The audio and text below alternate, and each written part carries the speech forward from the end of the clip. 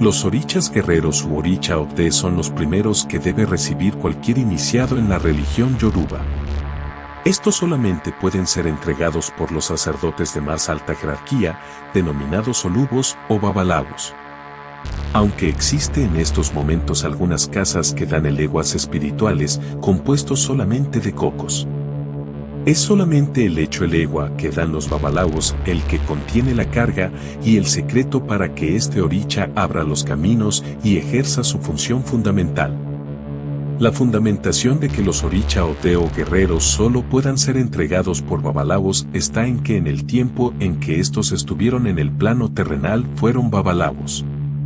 El Egua es el primero y más importante, por lo que solo alguien que conozca los secretos de Ifa puede construirlo y entregarlo. Lugar en la casa de los guerreros. Ya en la casa el Egua, Okun y Ochosi se sitúan en la mayoría de los casos detrás de la puerta principal y Osun en un lugar más alto que la cabeza del dueño. Es importante que Osun no puede tambalearse ni caerse, ya que esto indica que la vida de su protegido está en peligro.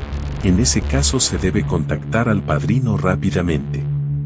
Hay muchas casas religiosas que ofrecen un evo, sacrificio, de entrada cuando se llevan los guerreros hacia la casa. Atención a los guerreros. Además de las especificaciones del padrino, que pueden haber sido en el caso de Elegua, ponerle en su receptáculo, pitos, y en el de Okun, clavos o herraduras, en general se les pone a Elegua dinero y chucherías, caramelos, etc. Los guerreros se atienden los lunes, se les enciende una vela y se les rocía aguardiente de su boca.